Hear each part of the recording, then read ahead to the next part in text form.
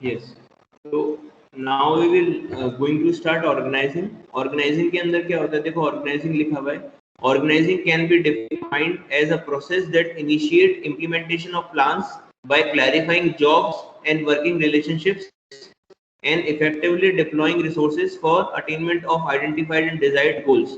जो plans जो आपने layout करे आपके planning stage के अंदर, उन प्लान्स को एक्चुअल में इम्प्लीमेंट करने का काम कहाँ पे चालू हो रहा है आपका, ऑर्गेनाइजिंग के अंदर। ऑर्गेनाइजिंग के अंदर मेन क्या काम रहेगा, by clarifying jobs and working relationships and effectively deploying resources. ये ऑर्गेनाइजेशन के 3 मेन काम है, by clarifying jobs, working relationship and effectively deploying resources. Clarifying jobs and working relationship का मतलब क्या हुआ कि मैं सबको काम अलॉट करूंगा कि किसको क्या काम करना है, किसकी क्या जॉब रहेगी ऑर्गेनाइजेशन में, किसको क्या काम करना है, ये सारा काम किसमें होगा, ऑर्गेनाइजिंग के अंदर। प्लस इफेक्टिवली डिप्लॉइंग रिसोर्सेज, इन सारे कामों को करने के लिए ऑर्गेनाइजेशन में क्या क्या रिसोर्सेज की जरूरत है, वो रिसोर्सेज का को मैनेज करने का काम, रिसोर्सेज सारी चीजों को अवेलेबल कराने का काम भी कौन सी स्टेज में होगा, ऑर्गेनाइजिंग के अंदर। Now steps in the process of organizing, आपकी ऑर्गेनाइजिंग की क्या क्या स्टेप्स होगी, देखो फर्स्ट स्टेप होता है identification and division of work. You will identify and divide the work between the different employees।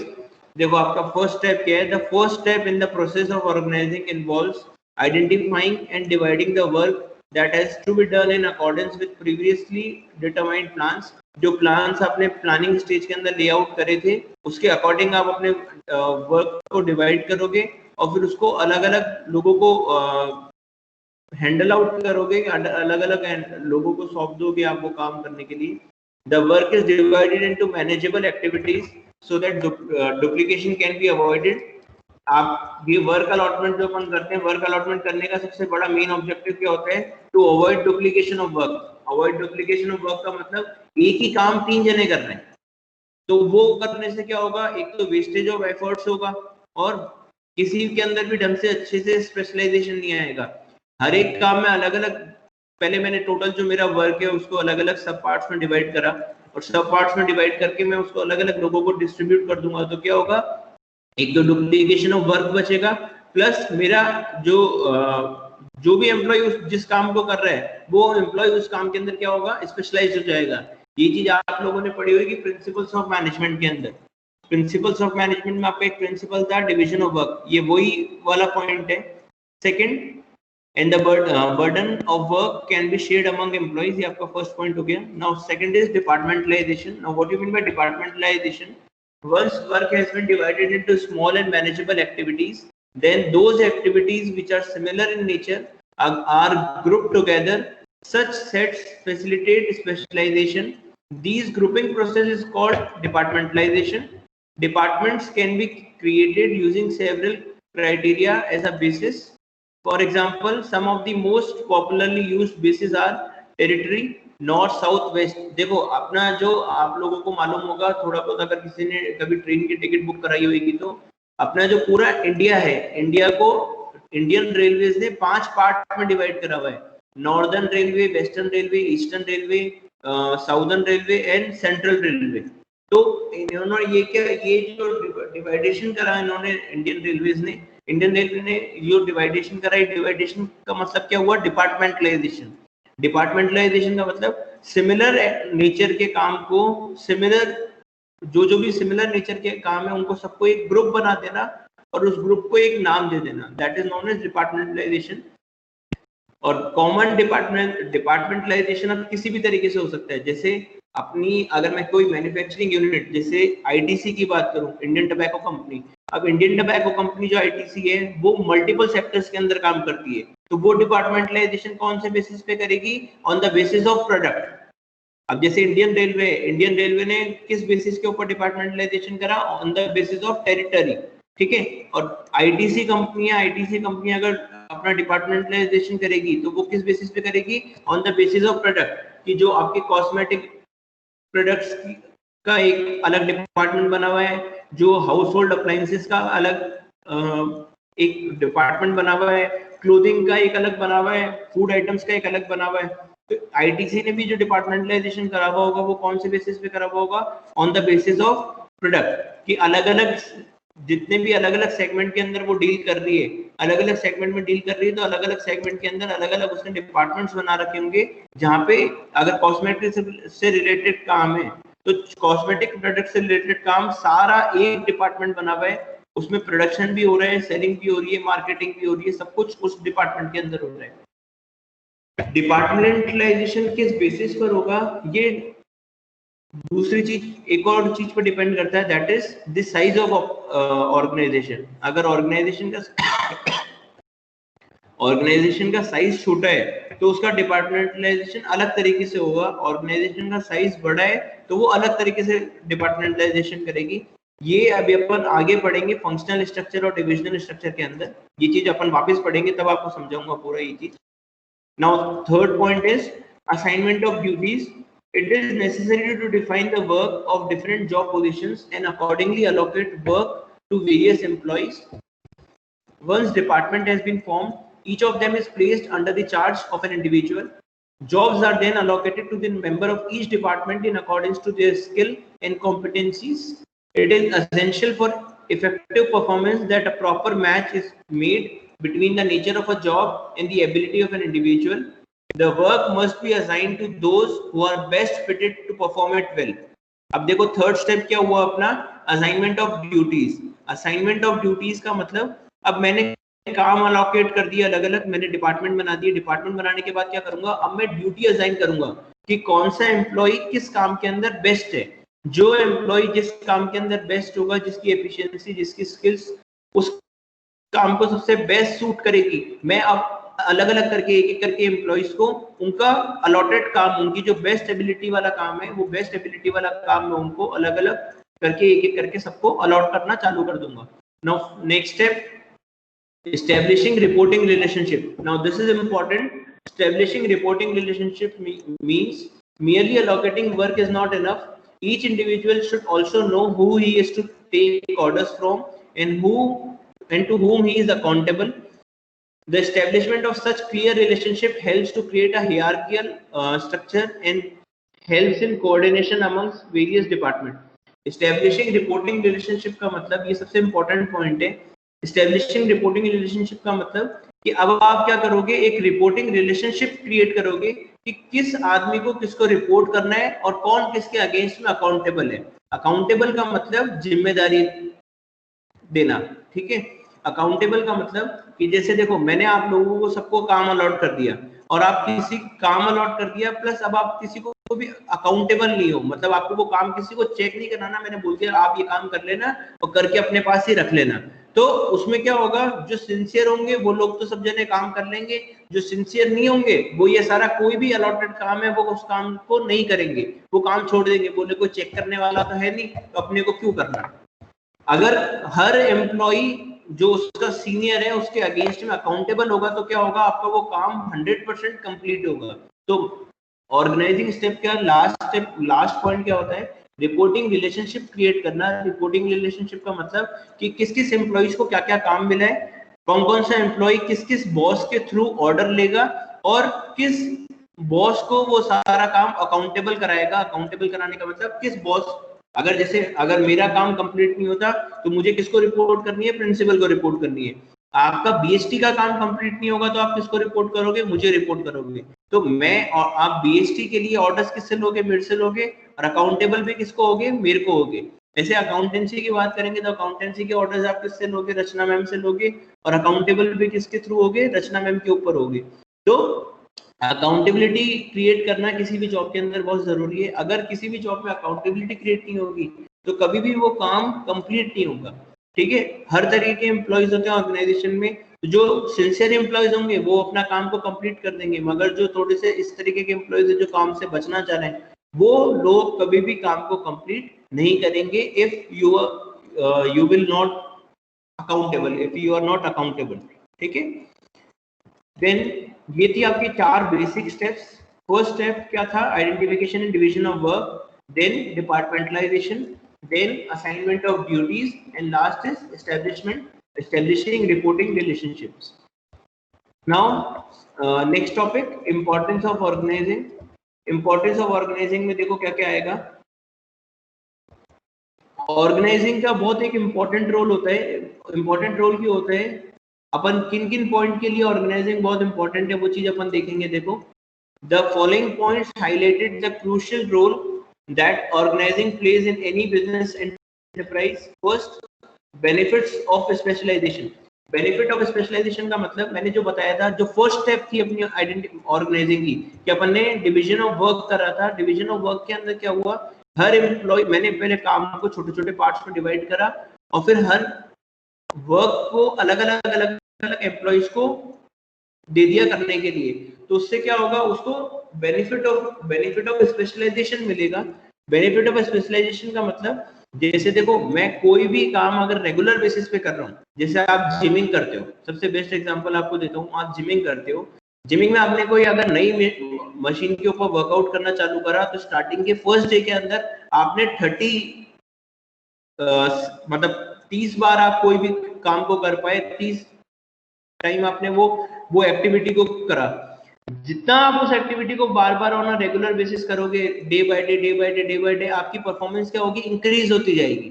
तो स्पेशलाइजेशन, आप स्पेशलाइजेशन का मतलब क्या हुआ, आप उस चीज को करने के अंदर स्पेशलाइज्ड हो गए। तो स्पेशलाइज्ड अगर आप किसी भी काम को करने के अंदर हो जाओगे, तो धीरे धीरे क्या होगा, आपकी इफेक्टिविटी लेवल इंक्रीज होते जाएंगी, आपकी परफॉर्मेंस इंक्रीज होती जाएगी। तो कोई भी काम अगर मैं रिपीटेटिवली करूंगा, तो रिपीटेटिवली वो काम करने से क्या होगा, उसके अंदर उसकी परफॉर्मेंस इंक्रीज हो जाएगी। तो ये सबसे बड़ा बेनिफिट ऑफ स्पेशलाइजेशन है, जो ऑर्गेनाइजिंग की हेल्प से एम्प्लॉइज को मिलता है। सेकेंड पॉइंट है आपका clarity in working relationship. Clarity in working relationship का मतलब, हर एम्प्लॉय को मालूम होगा कि उसको किसको रिपोर्ट करना है और किससे उसको ऑर्डर लेने हैं। तो एम्प्लॉयज के अंदर भी कोई chaos क्रिएट नहीं होगा और कोई भी अननेसेसरी कोई कंफ्यूजन क्रिएट नहीं होगा और कोई भी बहाने नहीं दे सकता, कोई भी एक्सक्यूज नहीं दे सकता काम से बचने के लिए। क्लैरिटी इन वर्किंग रिलेशनशिप पढ़ो, देखो, the establishment of working relationship clarifies line of communication and specifies who is to report to whom. This removes ambiguity on transfer of information and instruction. कोई भी रूमर्स नहीं फैला पाएगा, क्योंकि मेरे को मालूम है कि मुझे किसको रिपोर्ट करना है। अगर मैं उसके अलावा किसी को रिपोर्ट कर रहा हूँ, तो मैं 1 मिनट में फॉल्ट में आ जाऊंगा कि ये इन्फॉर्मेशन जब आपके पास में थी, तो ये इस थर्ड पर्सन के पास में कैसे पहुंची। ठीक है, तो इसमें एम्प्लॉयज को ट्रैक करने के लिए भी बहुत हेल्प मिलती है ऑर्गेनाइजेशन को, जिससे वो किसी भी और दूसरे एम्प्लॉयज को कोई इंफॉर्मेशन पास आउट नहीं कर सके। कोई जो किसी पर्टिकुलर डिपार्टमेंट की इंफॉर्मेशन है, वो दूसरे डिपार्टमेंट में पास ऑन नहीं कर सके।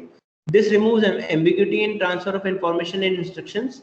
It helps in creating a hierarchical order, thereby enabling the fixation of responsibility and specifications of the extent of authority to be exercised by an individual. किस और इंडिविजुअल के पास में कितनी अथॉरिटी होगी किस काम को करने के लिए, और कितनी रिस्पॉन्सिबिलिटी होगी, ये सारी चीजें ऑर्गेनाइजिंग स्टेप के अंदर अलग अलग काम अलग अलग आदमी को प्रोवाइड करने से ये सब चीजें पता पड़ जाती है। उनका एक प्रॉपर वर्किंग रिलेशनशिप क्रिएट हो जाता है कि किसको किस आदमी को रिपोर्ट करना है, किसको किससे ऑर्डर्स देने हैं, कौन किसके अगेंस्ट में अकाउंटेबल है। Then third, optimum utilization of resources. Now, optimum utilization of resources का मतलब, देखो optimum utilization का मतलब कैसे हुआ, आपका जब आपने काम अलग अलग आदमी को अलग अलग काम अलॉट कर दिया, तो आपकी काम की ओवरलैपिंग बच गई है ना, डुप्लीकेशन ऑफ एफर्ट्स बच गया। प्लस ऑर्गेनाइजिंग करने से क्या होगा, हर चीज एक प्रॉपर ऑर्डर के अंदर होगी। मुझे फोटोकॉपी मशीन की जरूरत है, तो मुझे मालूम है फोटोकॉपी मशीन कौन से डिपार्टमेंट में, मैं सीधा वहां जाऊंगा, तो मेरा टाइम वेस्टेज नहीं होगा। ये भी अपन ने प्रिंसिपल्स ऑफ मैनेजमेंट के अंदर ये वाला पॉइंट भी पढ़ा होगा आप लोगों ने, कि प्रिंसिपल ऑफ ऑर्डर का मतलब क्या होता है कि हर चीज बिल्कुल प्रॉपर ऑर्डर के अंदर होनी चाहिए। हर ऑर्गेनाइजेशन में कौन सा डिपार्टमेंट कहाँ पर है, कौन सा एम्प्लॉय कहाँ पे बैठेगा, कौन सी मशीन कहाँ पे यूज हो रही है, वो सब चीजें प्रॉपर ऑर्डर के अंदर है। तो ऑप्टिमम यूटिलाइजेशन ऑफ रिसोर्सेज को अपन उसके साथ में कनेक्ट कर सकते हैं। पहला पॉइंट तो क्या रहेगा कि आपका डिवीजन ऑफ वर्क हो रखा है, तो डुप्लीकेशन ऑफ एफर्ट्स नहीं होगा। जो भी काम, जिसको भी काम करना है, वो एक ही जने को एक काम अलॉटेड है, तो उससे क्या होगा, कोई भी रिपीटेटिवली सेम काम नहीं करेगा। और अगर रिपीटेटिवली सेम काम नहीं करेगा, तो जो अपने रिसोर्सेज है वो प्रॉपर 100% यूटिलाइज होंगे। मेरे जितने एम्प्लॉइज है वो 100% में यूटिलाइज कर पाऊंगा, जितने रिसोर्सेज है उनको 100% यूटिलाइज कर पाऊंगा। देन नेक्स्ट पॉइंट देखो, ये पढ़ लेते हैं एक बार. Organizing leads to the proper usage of all material, financial and human resources. The proper assignment of jobs avoid overlapping of work and also makes possible the best use of resources. Avoidance of duplication of work help in preventing confusion and minimizing the wastage of resources and effort. अगर duplication of work नहीं होगा तो मेरे resources भी कम waste होंगे और जो human efforts हैं वो भी कम वेस्ट होंगे. Now next is adaptation to change. Now what do you mean by adaptation to change? The process of organizing allows a business enterprise to accommodate changes in the business environment. It allows the organization structure to be suitably modified and revision of interrelationship among managerial levels to pave the way for a smooth transition. It also provides much needed stability to the enterprise as it can then continue to survive and grow in spite of changes. अब इसका क्या मतलब हुआ adaptation to change का मतलब, जैसे अभी best example इसका अभी करंट सिचुएशन जो चल रही है कंपनीज के अंदर, दैट इज लॉकडाउन. ठीक है, तो लॉकडाउन के अंदर क्या हुआ, लॉकडाउन के अंदर जिन कंपनीज ने लॉकडाउन को, कोरोना को, ये सारे जो चेंजेस आए गवर्नमेंट पॉलिसीज के अंदर, इन सब चीजों को जिसने अडेप्ट कर लिया, वो ऑर्गेनाइजेशन वापस जैसे एज यूजुअल जैसे पहले काम करती थी, जिस तरीके से पहले ऑर्गेनाइजेशन चलती थी वो वैसे चलने लग गई. और जो इस चेंज को अडेप्ट नहीं कर पाया वो वापस अभी तक पीछे रह गया. जैसे अपन अपने स्कूल की बात करें, पहले स्कूल के अंदर आप लोग आते थे, फिजिकली प्रेजेंट होते थे और फिजिकली पढ़ाई चलती थी. अब सारी जो पढ़ाई चल रही है वो ऑनलाइन चल रही है. तो स्कूल ने इस चेंज को अडेप्ट करा, तो जो स्कूलिंग है, जो आपका सिलेबस है, जो पढ़ाई है, वो आगे कंटिन्यू चलती जा रही है. तो कोई भी चीज रुकी नहीं. अगर इस चेंज को अडेप्ट नहीं करते तो ये सारी चीजें आपकी रुक जाती. आपकी पढ़ाई जो अभी जितना जो कोर्सेज कंप्लीट हो रहे हैं वो कोर्सेज वहीं पर ही रुक जाते हैं. आपके एग्जाम नहीं हो पाते, कोर्स नहीं हो पाता, पढ़ाई नहीं हो पाती. तो अडेप्टेशन टू चेंज का मतलब क्या होता है, मैं प्रॉपर ऑर्गेनाइजिंग के साथ में काम करूंगा, ऑर्गेनाइजिंग के साथ चलूंगा, तो मैं मेरे जो इंटरपर्सनल रिलेशनशिप्स है between the employer and the employees, उनको अच्छे से मैनेज कर सकता हूँ. और जिस लेवल पे जो चीज चेंज करने की जरूरत है उसको मैं चेंज करूंगा फॉर स्मूथ ट्रांजिशन, जिससे एम्प्लॉयर और एम्प्लॉय दोनों एक साथ मिलके अच्छे से काम कर सके. Next point is effective administration. Organizing provides a clear description of job and related duties. This helps to avoid confusion and duplication, clarity in working relationship, enable proper execution of work, management of an enterprise thereby becomes easy, and this bring effectiveness in administration. Basic चीज है बिल्कुल. अगर आपकी हर चीज एकदम perfect चल रही है, आपके डुप्लीकेशन ऑफ वर्क नहीं हो रहा, आपका जो डिस्क्रिप्शन ऑफ जॉब्स है वो प्रॉपर तरीके से दिया हुआ है, आपकी वर्किंग रिलेशनशिप्स एकदम क्लियर है, हर एम्प्लॉय को मालूम है उसको किसके साथ में काम करना है, कैसे काम करना है, आपका प्रॉपर एग्जीक्यूशन ऑफ वर्क हो रहा है, तो आपका मैनेजमेंट क्या होगा, और ऑटोमेटिकली वो मैनेजमेंट क्या माना जाएगा कि वो इफेक्टिवली काम कर रहा है. आपके मैनेजमेंट में एफिशिएंसी और इफेक्टिवनेस दोनों चीजें प्रॉपर है. Then next last point, development of personal. Development of personal means, ये चीज आप लोगों ने पहले प्रिंसिपल्स वाले चैप्टर में भी पढ़ी होगी, प्लानिंग वाले चैप्टर में भी पढ़ी होगी. डेवलपमेंट ऑफ पर्सन का मतलब कि ऑर्गेनाइजेशन से क्या होता है, एम्प्लॉयज की जो वर्किंग कैपेसिटी है वो सेम काम करने से स्पेशलाइजेशन आएगा, और स्पेशलाइजेशन आने से उनकी वर्किंग कैपेसिटी इंक्रीज हो जाएगी. तो जो अपने एम्प्लॉयज हैं उनका डेवलपमेंट होगा. देखो अपन ये पढ़ते हैं point, organizing stimulates creativity among the managers. Effective delegation allows the manager to reduce their workload by assigning routine jobs to their subordinate. इसका क्या मतलब हुआ, देखो डेलीगेशन का मतलब, ये टॉपिक मेरे को मालूम नहीं अभी आप लोगों को आ गया नहीं आ गया, डेलीगेशन एंड डिसेंट्रलाइजेशन. हाँ, ये आया प्रिंसिपल्स ऑफ मैनेजमेंट में, ये वाला पॉइंट भी था, डेलीगेशन एंड डिसेंट्रलाइजेशन वाला पॉइंट था उसमें. डिसेंट्रलाइजेशन का मतलब तो था कि आप अपना काम नीचे पूरा प्रॉपर तरीके से डिवाइड कर देते हो. डेलीगेशन का मतलब क्या होता है, डेलीगेशन का मतलब कि जो मैनेजर है उसने अपना काम अपने नीचे वाले सबऑर्डिनेट को दे दिया. अब नीचे वाला सबऑर्डिनेट पूरा होल एंड सोल रिस्पॉन्सिबल है, और अभी भी जो अकाउंटेबिलिटी है वो किसके पास है, वो मैनेजर के पास में. मतलब अगर नीचे वाले एम्प्लॉय ने काम नहीं करा तो उसके लिए रिस्पॉन्सिबल कौन होगा, मैनेजर रिस्पॉन्सिबल होगा. This is known as delegation. Organizing proper होने से क्या होता है, जो मैनेजर है वो अपना काम नीचे के एम्प्लॉयज को डेलीगेट करते हैं, जो रूटीन जॉब होता है, और वो किसके अंदर काम करते हैं, जो स्पेशलाइज्ड काम है, जो जिसके अंदर उनकी स्किल्स चाहिए, वो सारे वो स्किल्स वाला काम वो लोग करते हैं. The reduction in workload by delegation is not just necessary because of limited capacity of an individual, but also allows the manager to develop new methods and ways of performing tasks.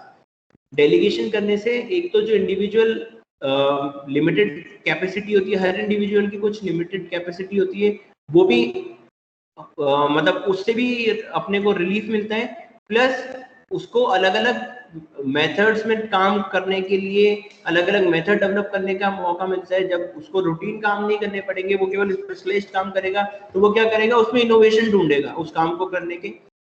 It gives them the time to explore areas for growth and opportunity to innovate, thereby strengthening the company's competitive position. Delegation also develops in this subordinate the ability to deal effectively and challenges and help them to realize their full potential. मतलब ये basically manager के लिए वाला point है कि manager अपना काम delegate करेगा तो क्या होगा, वो अपनी एबिलिटी को अच्छे से रियलाइज कर सकता है. अब लिसन देखो, आपका 9:42 हो गई, मैं ये क्लास एंड कर रहा हूँ क्योंकि नेक्स्ट क्लास होगी आपके 9:45 के ऊपर. लास्ट पॉइंट है आपका expansion and growth. Organizing helps in the growth and diversification of enterprise by enabling it to deviate from existing norms and taking up new challenges. ये बिल्कुल बेसिक पॉइंट है expansion and growth, कि आपकी organising अगर proper तरीके से हो रही है तो आप अलग अलग काम के अंदर अपने बिजनेस को डाइवर्सिफाई कर पाओगे, अपनी एंटरप्राइज को इनेबल कर पाओगे, एक प्रोडक्ट से दूसरे प्रोडक्ट को स्विच करने में, एक सेक्टर ऑफ इकोनॉमी से दूसरे सेक्टर के अंदर इंप्रूव करने से. जैसे आईटीसी है, आईटीसी ने भी पहले कोई एक प्रोडक्ट लिया होगा, एक प्रोडक्ट से वो उसका बिजनेस अच्छे से चला, ऑर्गेनाइज सब कुछ हो गया, तो उसने सेकंड प्रोडक्ट में आया, फिर थर्ड प्रोडक्ट में आया, फोर्थ प्रोडक्ट में आया. तो इसी तरीके से एक्सपेंशन होता है किसी भी ऑर्गेनाइजेशन का. अगर उनका प्रॉपर ऑर्गेनाइजिंग प्रोसेस है, प्रॉपर प्लानिंग प्रोसेस है, तो वो कंपनी धीरे धीरे क्या करेगी, ग्रो करेगी, एक्सपैंड करेगी. ठीक है, तो ये था आपके इंपॉर्टेंस ऑफ ऑर्गेनाइजिंग. दो टॉपिक्स अपने कंप्लीट हुए आज, एक तो स्टेप्स ऑफ ऑर्गेनाइजिंग और एक इंपॉर्टेंस ऑफ ऑर्गेनाइजिंग. अभी की क्लास में यहीं पे एंड कर रहा हूँ. ठीक है, आगे वाली क्लास के अंदर अपन इसके आगे का पढ़ेंगे. अब आपकी तो क्लास शायद रेगुलर है ना, रोज same time? Yes, sir. Yes, sir. Yes, sir. ठीक है. Thank you, sir. Thank you, sir. Thank you, sir. Okay.